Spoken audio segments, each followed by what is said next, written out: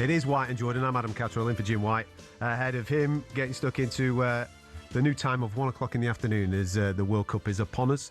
Mr. Jordan, very kindly, he's still here as he jets off tomorrow. Indeed. And joining us in the studio, the one, the only Mr. Eddie Oladipo. How are you, buddy? Yeah, we're good. We're good. You know, this is a good 12-1, isn't it?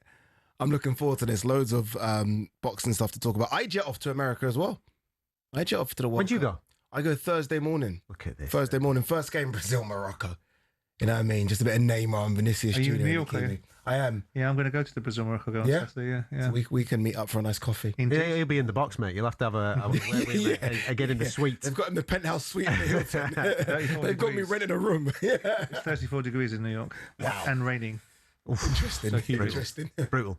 Listen, lots going on in the world of boxing. We're going to be speaking to Ben Shalom very, very shortly. Lerrone Richards is going to be on the show as well. He's actually going to be in the studio, which is great because we want to shine a little bit of light on what happened to him last week. But let's have a little bit of a reflection on what happened at the weekend just gone. Obviously, Zuffa Boxing stepped out of the Apex. They came to the south coast of England, Bournemouth, the BIC, where Chris Billam-Smith took on Ryan Riziki. It was an absolute slugfest war.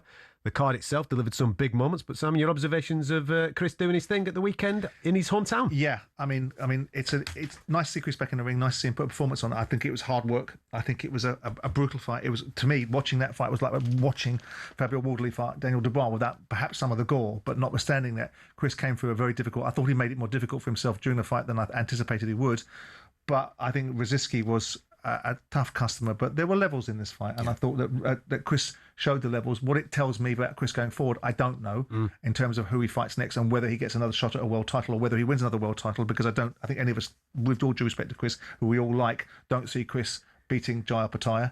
Where it lands, I don't know, but he did his job, and it was a brutal performance. That's the sort of fight that takes a hell of a lot out of both fighters, doesn't it? Yeah, it does. Normally, when you look at the person that loses and you think, okay, it takes a lot out of them, but that would have taken a lot out of Chris Billam-Smith as well. I mean, that Ryan Riziki, and you could tell from the build-up during fight week that this was a no-jokes type fighter. He was coming over to win, obviously like unbeaten, but he just looked tough as old boots, didn't he? And it was a fight from the very first round. Like boxing normally tries to give you feel-out rounds.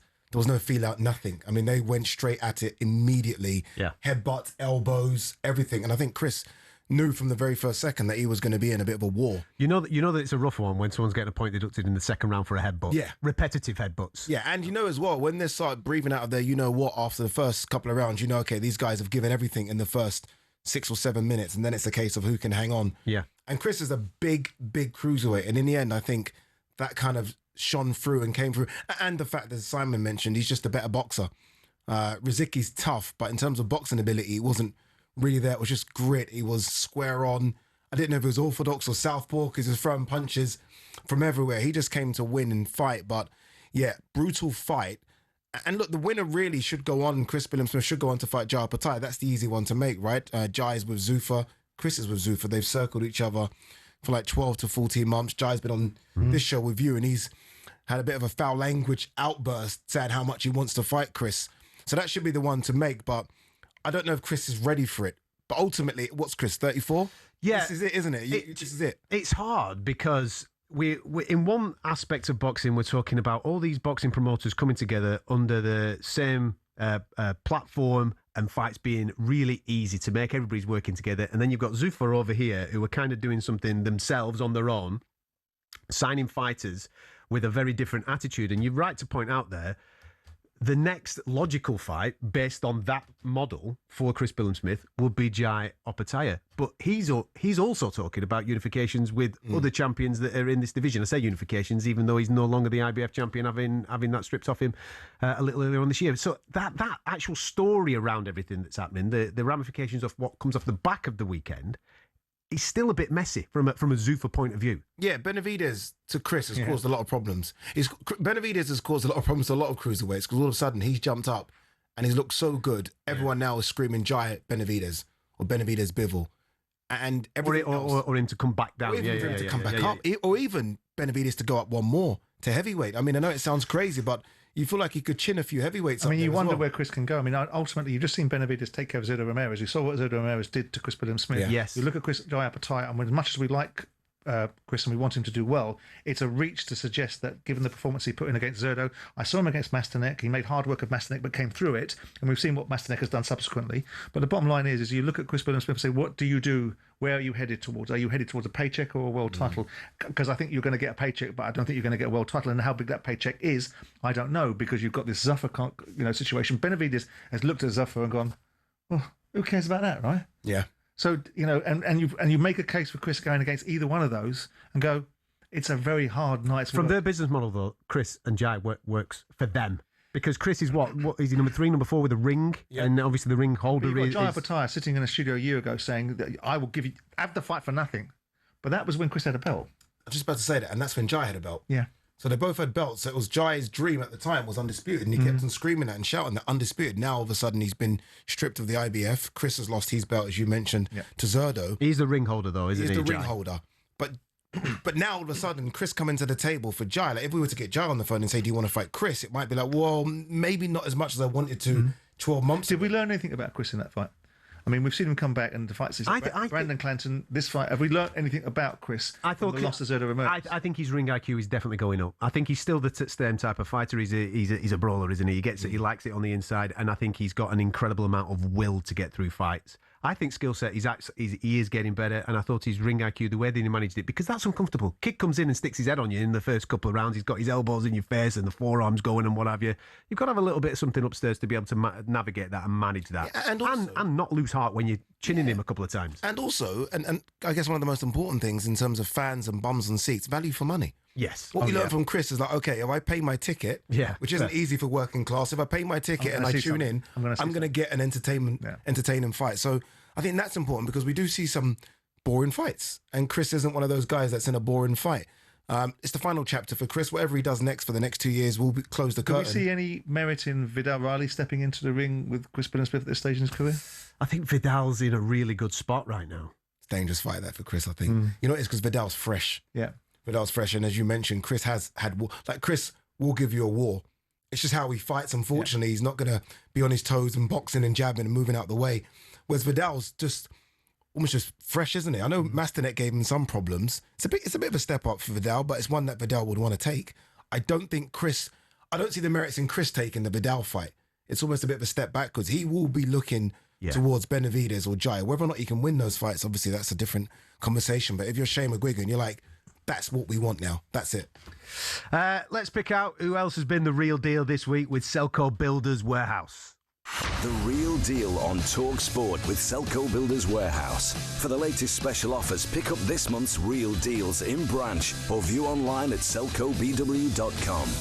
Now, let's not be messing about. The big story on Friday, gentlemen, is that Katie Taylor's going home. Their Croke Park gig is on. It's an opportunity for her to become a 3-time undisputed champion, but I think that's kind of the secondary part of this story. It's a celebration of someone's career. Adi, you're going to be right in the mix with all this. The announcement on Friday it brought a smile to my face because I know it's been going on for such a long period of time. Obviously, the jurisdiction and everything surrounding the politics of this in Ireland has been a bit of a nightmare, but Matchroom did incredibly well. Eddie Hearn's pushed this right over the line, and he's finally got an icon her moment. Yeah, and look, credit to Brian Peters as well. I think it's almost been a collective effort to get her the big fight back home. I say big fight, to get her a fight back home. And there was a part of me that wanted it to be against someone. I was screaming. You're thinking Serrano or something like that? Yeah, honestly, yeah. But unfortunately, when you fought Serrano 3 times and you've won 3 times, the 4th one might be difficult to sell. There was some talk about a Chantel Cameron trilogy.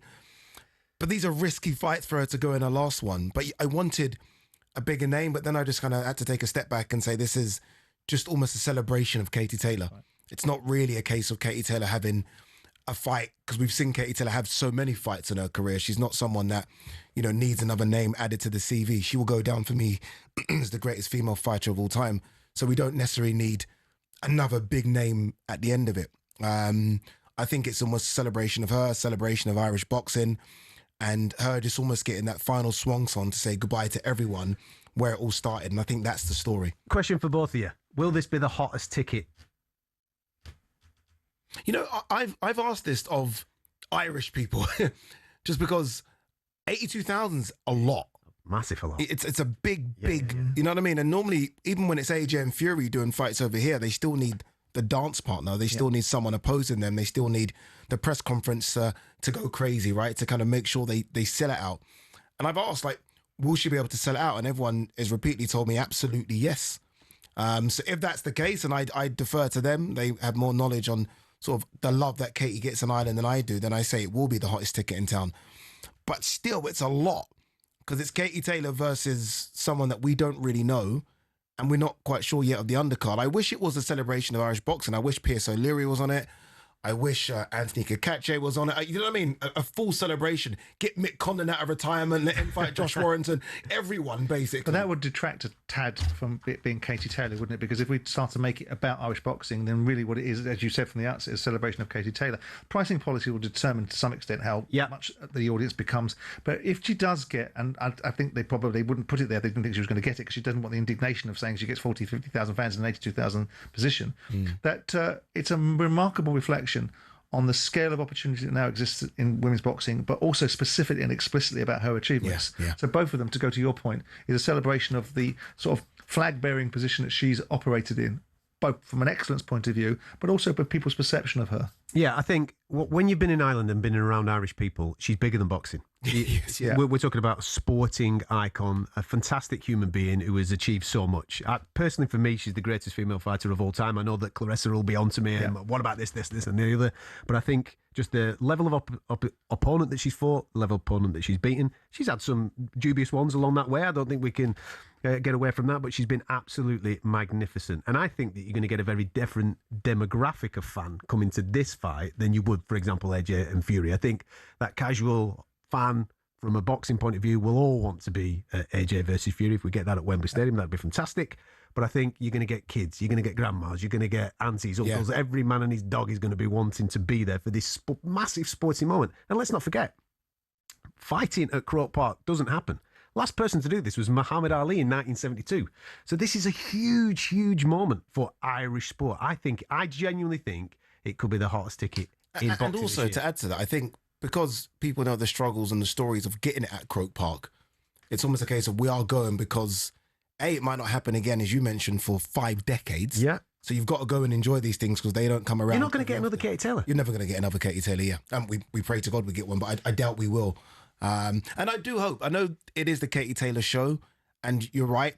I hope Amanda Serrano does fly out. I hope she's watching ringside because I think their stories are so intertwined. I think what Katie's done... She was unlucky in the first 2 fights. She was unlucky in the first 2, and I think their stock have risen because of fighting each other. I mean, Katie would already have been a superstar, but those fights with Amanda at MSG and then obviously nearly 60 million watching it on Netflix, I just hope Amanda's ringside and they can almost just both... have a cuddle at the end for what they've achieved together. Wholesome. You want a wholesome moment? I'm a wholesome. You're a wholesome type of guy, aren't you, mate? Type of guy. I haven't invited Clarissa. She might still. There will be nothing wholesome if Clarissa's there, mate. No. There'll be a kick-off somewhere. Anyway, that was a look ahead to our pick for this week. Real Deal with Selco Builders Warehouse. For the latest special offers, pick up this month's Real Deals in branch or view online at selcobw.com. I'm Adam Catterall in for Jim White. Sam joining alongside me and Adi Oladipo in the studio. We're talking boxing over the next hour. We're going to have Lerrone Richards in the studio very, very shortly. But right now, the CEO of Boxer, Ben Shalom, very kindly is joining us. How are you, Ben? You well? I'm very well, thank you. How are you? Very well indeed, mate. Come on, talk to me about this new broadcast deal. Because last time we spoke, it were all about the BBC, and now you're partnering up with DAZN. How's this all come about, mate? It still is about the BBC. This has been a deal, to be honest, that's been a long time coming. It's a huge, huge moment for our business. It's look, DAZN, what they've done over the past few years, if we're honest, is pretty incredible. All the big fights happen there, all the major fights happen there. It's global. It has that reach, and we can put on the big fights. The BBC, I'm incredibly proud of the work we're doing there. That has been a specific carve out in our deal. That is something that is not affected at all by the DAZN deal. But it's a huge moment for us, huge moment for our fighters, and a long time coming. Does this make it easier as well to make those big fights because everybody's now obviously from a British point of view on DAZN, so you're going to be working with Mr. Warren, Mr. Hearn? Yeah, 100%. Look, let's be honest. I've had a few battles with those two over the years, and it has made it harder to do fights. Ultimately, the broadcasters invest so much money into the fighters, and sometimes the politics is almost above the promoters' heads. So now to be on the same platform, to be able to make the big fights, to be able to make the big fights easily as well, it's so exciting. And yeah, honestly, for myself and the team, I'm so delighted. So we're going to see Dalton Smith and Adam Azim, Adi. It's done. There you go. When we getting it? 100% that's happening. So look, there's plenty of fights that can be made throughout it. That is one of them that will be happening very soon. But as I say, a huge deal for us, a huge deal for DAZN, the home of boxing, and to have all the promoters, all the British promoters on there as well, as you said, it is massive. I think it's important for DAZN as well. I think when you think of what's coming with Zuffa, and they are coming, I think we're starting to see some of the big signings they're making. I think you almost have to team up a little bit, almost like the Avengers assembling, really. If you kind of put Frank and Eddie and Ben together, I think that collectively taken on Zuffa is better than everyone having their individual battles, because collectively as a group of promoters, you look at the fights they can all put on, as you say, you look at their stables. I think it's good to kind of combat what Dana White and Zuffa are going to be doing. In terms of the first fight, Ben, Callum Simpson trying to get what he lost against Troy Williamson. That's a big one as well, to go bang. Here we are on DAZN with something that I think everyone got behind the first time they fought. Yeah, it's a monster. Honestly, the first fight we did it, Callum sells out every time, but that Leeds Arena is phenomenal. Obviously, wasn't the result that he was expecting, wasn't the performance that he wanted. It was an unbelievable night for Troy Williamson, but the rematch is absolutely huge. It will be at the Leeds Arena again on August the 8th, a complete sellout, a complete monster event as well. And as you said, unbelievable way to start, but huge fights to come. We're going to have some major nights over the next few months. And yeah, that's an absolutely massive one. I think the press conference is later today, and I expect tickets to sell out this week. On what Adi's just said there about teaming up with the other promoters on the same platform, and obviously bringing in Zuffa and what Dana White's doing, is that part of your thought process there, Ben? Is that why you've done this? Look, we love what we do on the BBC, and it gives us the opportunity to build household names. And I'm incredibly proud, to be honest, of the work that we're doing there. It takes a while in terms of to get everything in place, but the power of the network and the platform and the work we've had to do to get it on the national broadcaster is huge.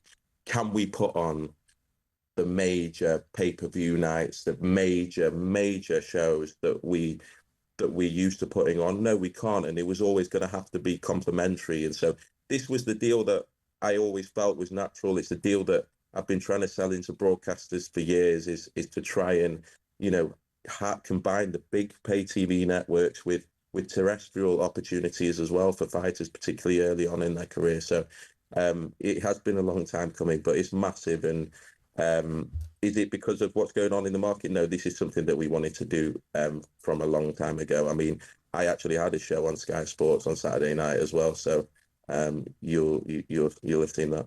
Ben's got fingers in every pie, hasn't he? He's well. You've just made a reference there to something that's going on. We saw a report about legal proceedings between yourself, Zuffa, Dana White. What's the story behind that? Why are you suing Dana White or Zuffa? Should I say? To be honest, I was almost bemused by it. I was almost left with no choice. I have 3 fighters on that bill under contract, and then I'm seeing them go out on the show, and I'm thinking, is this how it works over there? These guys clearly think they're above the law.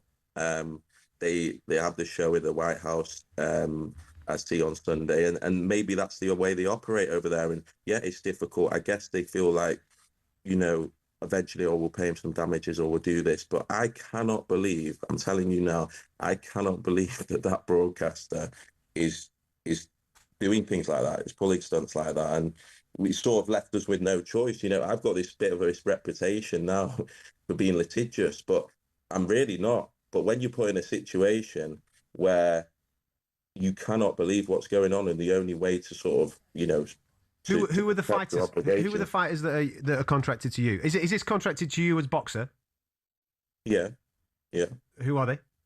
The three main ones on the card on Saturday night, and so I'm going to let that one play out, because it's going to be a lot more embarrassing for them than myself. Were you notified at any point? Did anybody get in contact with you and speak through a process about this before announcements? Before Saturday night. not before they were announced, and things became more and more clear. And I think that, to be honest, the signing sort of became staggered. If you look at what happened, look, first of all, this made the most noise about the entire night was the whole legal situation. I don't think anyone was interested prior to that, but essentially it was announced late. I think one of the fighters, the main event was announced with about 5 weeks to go. Yeah. Then the next one came a couple of weeks later, and then the next one came a couple of weeks later. And so perhaps it was designed, there was a show that was due to be scheduled on Sky Sports on last October, with my staff and with my fighters, that I had to stop. And it's almost like, I can't believe this is happening again. But as I say, for a broadcaster to operate like that, I am, in my opinion, So who are you suing? Are you suing Zuffa or are you suing Sky? Because you're mentioning broadcaster. We're going to have to get an injunction against both of them. Basically, damages aren't enough, Adam. For us, it's not about paying us money. We can't run a business if essentially a big public American business can just come and take fighters and think that they can operate in a way that we don't, and the business doesn't. So it's not about damages. It's not about suing. It's about, we're going to have to get an injunction from the court to stop this going on with our fighters, with our staff, with anyone contracted with ourselves, because it's gone on and on. And the woman,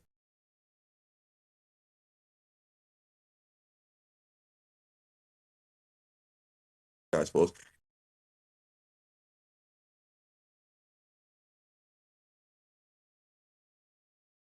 like that and expect it to go well. And ultimately, they thought I'd be dead and buried by now. They thought that perhaps there wouldn't be anything to say about this. But you can't operate like that. And as I say, for a broadcaster that gives has sort of these virtue signaling tendencies that I was definitely thought about for many, many years, to have sort of these types of people representing them, in my opinion, it's a sorry sight, to be honest. And as I say, I was on holiday this weekend, but I had a lot of messages congratulating on my show on Saturday. Just to finish off, and I've got to keep you quick on this, mate. I'm asking every single promoter that I speak to about the situation. Are you promoting Fury AJ? Turkey Ali Sheikh is promoting AJ. Any promoter, and I know we have a joke about it, but I definitely am in the running for it, by the way. And I messaged Turkey today, and I'm definitely in the running. What I would say is, any promoter that really wants to promote other people's fighters is a strange person anyway. I mean, it happened on Saturday night. For anyone that wants to go and promote, what's the point? What are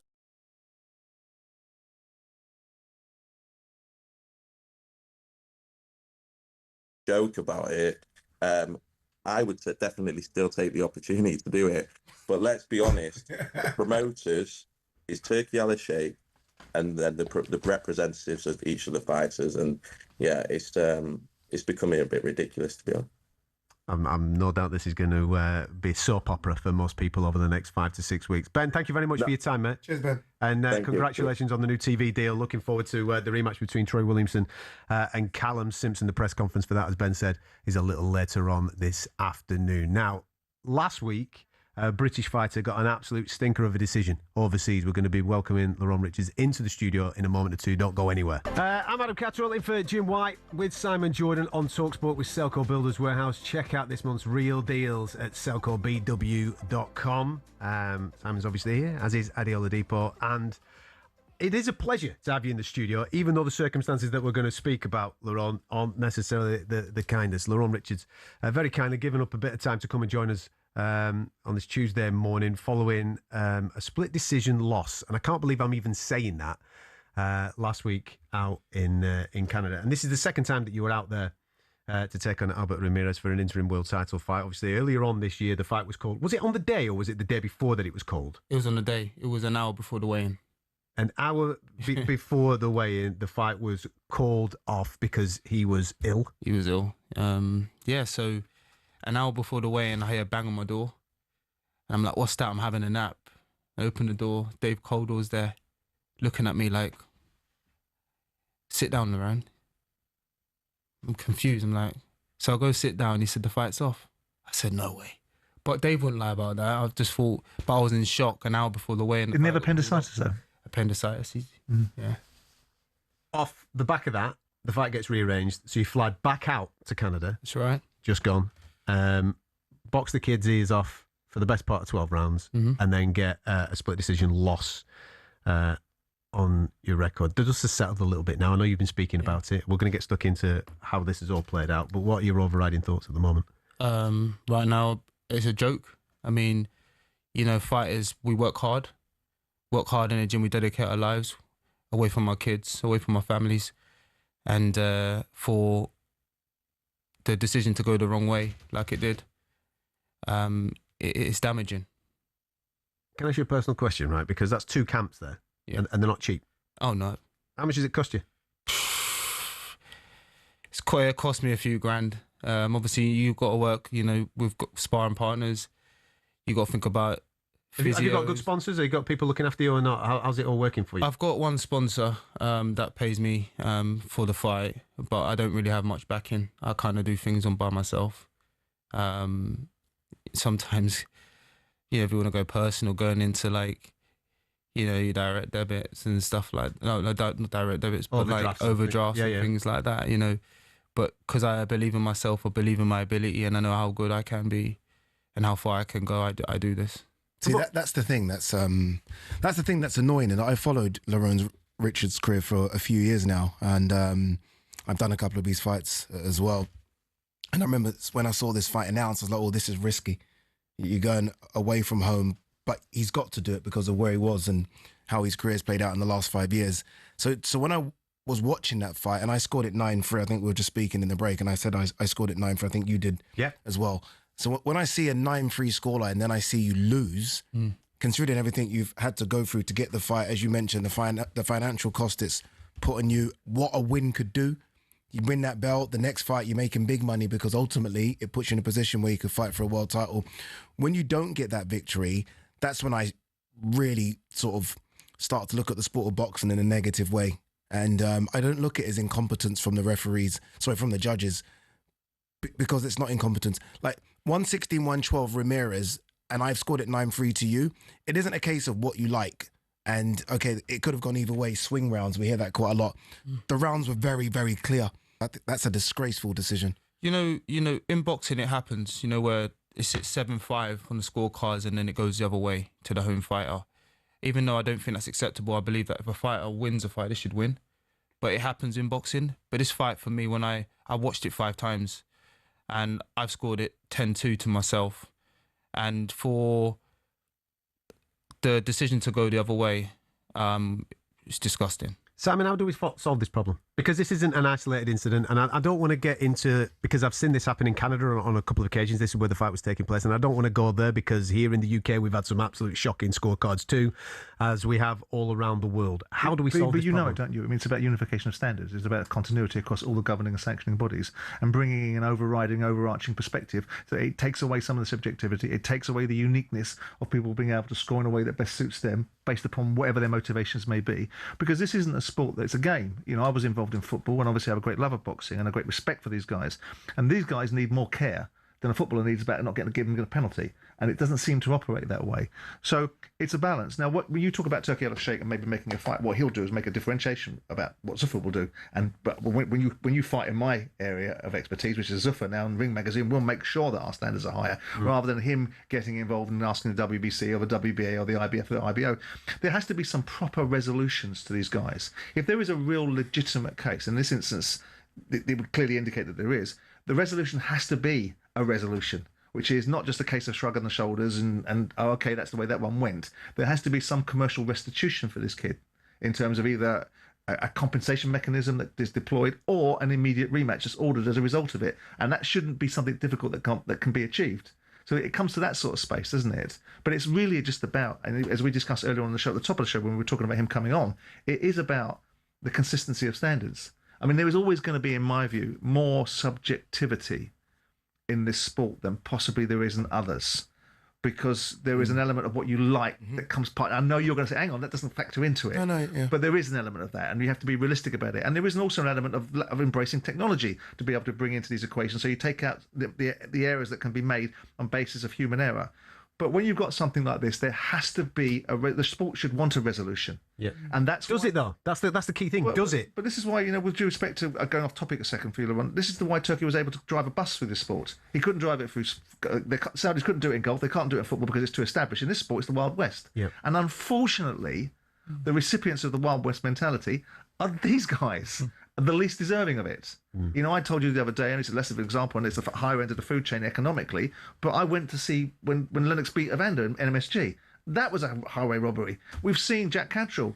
That was a robbery with Josh Taylor. But when you've got this guy against all the adversity, not being looked after by mainstream promoters, having to do it of his own volition, and fighting in the back garden of someone else, and yet still gets disadvantaged, that goes against the very premise of what the sport should be about. Your trainer's on the line. Dave Colwell, welcome to the show. How are you? I'm all right, guys. How are you? Yes, obviously you can hear us talking about it, and Lerrone's here too as well, mate. You must be... Listen, you can feel the disappointment in his voice, but you must be absolutely fuming as a person that is in the corner for him on a regular basis, and helping him get to these particular points, only to have it snatched away by the opinions of three people ringside. Oh, mate, it was an absolute mixture of emotions. You're upset for the kid. You've seen him sob his heart out in the changing room after everything it puts his work, his life, everything into the sport. And then also there's the rage, because you just think, how can they do this? And you know what it is? To do it over and over and again, because there's no comeback to them. If a trainer, a boxer, or, whoever it might be in the sport, anyone, a promoter puts on a bad show, interviewers are in the face, ask them questions, question them why. Why is this? Why is that? These judges, they can markify however the way they want to do it and walk off into sunset, and they pop up on another show elsewhere. There's no consequences for them. And this is a real problem. Because they've got no consequences, they can do whatever they want, say what they want, judge it how they want, and just do it again next week. Lerrone, does it question your desire to be in the sport when you receive something like this? Yeah. The last time this happened to me was in the amateurs, and the last time it happened was my last amateur fight. It does dishearten me. You kind of lose faith in the sport. Yeah. On the flip side to that, sorry, Capman. On the flip side to that, does it make you, sometimes when where you go away from home, sometimes they almost say you leave it out, take it out of the judge's hands. Does it make you want to switch up your style? You're a boxer puncher, right? You box, and I love your style of boxing. But sometimes you almost feel like, okay, I've got to kind of go away from my style, and I've got to try and knock these kids out, which isn't necessarily your thing, right? Does that make you feel like you have to start doing that now? Because this could happen again and again and again. It's hard to, really say, because I won 10 of those 12 rounds. Yeah. And, outboxed Ramirez. Yeah. Outboxed him. I outworked him. I beat him up in the inside. I was physically stronger than him. I was dictating the pace. What else do I need to do? Mate, look at your face. There's not a mark on you, and we're only a few days... You look at fights sometimes, and you can look at them and be like, oh, this guy's putting a lot of pressure on. Okay, maybe we'll judge him for the pressure, or, the work rate. And there's usually some type of... in fact, that's an interesting question. Has any judge or anybody of an official status ever come into a dressing room pre-fight to you and said, this is how we're scoring the fight today? No. Nobody's in your entire career. Nobody's ever come up and said, "These are the rules of the game today." No, they haven't. I mean, it's all bizarre. I mean, I'm upset. I'm angry. I'm really angry, and I'm fuming. How far away? Obviously, you are going to put an appeal in. Is that already been put in? Oh, it'll be in today or tomorrow. Do you know the process in terms of how long it takes to hear anything back? I couldn't tell you the process. I've been leaving it to the team, SJAM Boxing, Adam Morley, and they'll get that done for me, and hopefully we get some news on it soon. Where are you at promotionally at the moment? I haven't got a promoter. Because you had a difficult time over the last few years, because what is it? You fought once this year so far, once last year, activity and stuff like that. What's the reasons behind that? Why are you not connected to somebody? Well, once I lost against Steve Woodall, it was almost like I was the forgotten man. No one cared about me. effectively on my own. Only people that believed in me was my team. Well, yeah, my team at the time. Well, my team now. The team previously that I had, I had to leave. I had to step away. I almost had, for the last year and a half, had to rebuild my own team from fresh. Just left me. It takes an immense amount of mental strength to obviously do that first and foremost, and then you get a kick in the teeth like this. How does it make you feel? It's not easy. I don't wish this on anyone, and I want it to stop. We don't want this to happen again to anyone. This is our lives. We put our life on the line when we go in the ring, and all these risks, and then to get shafted like that is crazy. Thanks for coming in, mate. Cheers. I appreciate you. I really hope that one, the WBA see sense, and do obviously uphold the challenge that you put towards them. But even if they don't, I just hope that somebody listening to this that does have a little bit of power in this game that can maybe make some fights and recompense you well for your abilities, because you're number 8 now with the Ring magazine, yeah? I am number 8 now, yeah. So that's a solid ranking with the Ring guys, and there's a lot of good fights that could be made in this particular division. You're feeling strong at this particular weight as well. Oh, mate, I can't wait, and I just want to be part of these big fights now. Fingers crossed. Ade's talking about my style. My style is adaptable. I'm a fighter of all terrain, and the better the fight, you'll see me perform better. Top man. Yeah. Lerrone Richards, thank you very much for coming in. Stick with us. We've got a DAZN Saturday fight night doubleheader this weekend. Live from Manchester, you can watch Beauty versus the Beast. No, it's not me against Simon Jordan. It's Eddie Hall against Tommy Fury in a heavyweight showdown. Who's the Beauty and the Beast that have you two out of interest? God knows. He's the Beauty. Okay. He's the Beauty. A serious heavyweight showdown featuring a remarkable £100. No disrespect to Mr. Hall and Mr. Fury, who are going to be fighting this weekend. The top line there should have been the cell of Jesse Bam Rodriguez, because I'm sure both of you gentlemen would agree with me. He is one of the best on the planet. He's in my. I'm going to go out there. He's in my top 5. Yeah. When it comes to the pound for pound list. 100%. And I guess the biggest thing is obviously, look, he's going for his 3rd weight class. He's now moving up to bantamweight, which basically means, and the big story here is, he's now 1 weight class behind Inoue, which is, in that weight division, a Burger King. It's a Burger King meal, isn't it? Like, we just want to get him versus Inoue on, and let's see who really is the best in the lower weight classes. So hopefully Jesse can do the business. I have him sort of pound for pound top 4. He's a bit of a strange one, Inoue, because he just boxes, stops, then vanishes. Like, he doesn't do anything else. He vanishes. He goes to Japan quite a lot. He obviously sort of married with kids. And so he would be a nightmare for me, because I see superstar written all over him. But all he cares about is just getting in the ring, doing the job, and then vanishing until the next fight. He's a star in Japan, though. Is anyway. He is. Star in Japan. No, I'm talking about Jesse Bam Rodriguez. Oh, sorry, mate. Did you see Jesse Bam Rodriguez when he was lined up to fight Sonny Edwards? Did you see him on this direction of travel? Did you see him going to these levels? No, I think it was when he stepped up and... Was it Chocolatito that he beat? Who did he beat when he stepped up? He jumped up 2 weights. I think he beat either Rungvisai or Cardenas. Rungvisai. You're right. It was Rungvisai. He stepped up in 2 weight. He wasn't world champion. He stepped out of his weight division in 2 weights and won. And I was like, what the heck was that? And obviously he's come back down in weights and now he's building himself back up. When you watched him against Sonny, I always thought that fight was Bull versus Matador, right? But the Bull can also do a bit of Matador. He is incredible. His feet. He's a vicious little thing as well. He is absolutely one of the best fighters on the planet, and he's must-watch TV. Hence me saying that should have been the sell for the DAZN card this weekend. We're hearing a lot of noise about these that Frank and Eddie are going to go back at it on a 7v7 or a 5v5 or whatever it may be. Do you like the concept of that? Yeah, I mean, I'm not really interested in all the background noise about the promoters getting involved in one another. I'm interested in the quality of the fights. Now, if you're going to see perhaps Moses Atoman against Justice Hooney, if you're going to see Callum Smith against Josh Boatsy as a rematch, it was one of the best fights of the year last year, wasn't it? And so, yes, it interests me because I think it's a clever marketing ploy. It puts good fighters in. We see good fights. And, every now and again you see a bit of humour between Frank and Eddie, which always has its resonance at times. But, Queensbury dominate, don't they? Yeah, they did.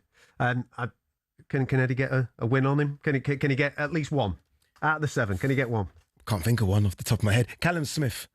I think Callum Smith against any light heavyweight that Frank's got, I think would win. I favour that. Unless Frank's going to sign Benavidez. I think Callum Smith will get a job done. There you go, Andy. Thank you very much for your time. Simon, thank you very much for accommodating me today, welcome, mate. mate. Enjoy Good to your see trip to America, both of you gentlemen. You're listening to the White and Jordan Show here on talkSPORT with Selco Builders Warehouse. Check out this month's real deals at selcobw.com. Thank you very much for your time this morning. It's Hawksby and Jacobs next. On AM, on DAB, via the talkSPORT app and on your smart speaker. talkSPORT.